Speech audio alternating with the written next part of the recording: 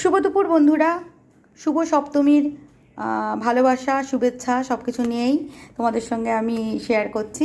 তো আজকে সপ্তমীর লাঞ্চ মেনুতে রেখেছি প্রথমেই স্যালাড, তারপর রেখেছি শাপলা পেঁয়াজ দিয়ে কালো জিরে দিয়ে ভাজা, আর তারপর আছে এখানে শাহি পমপ্লেট।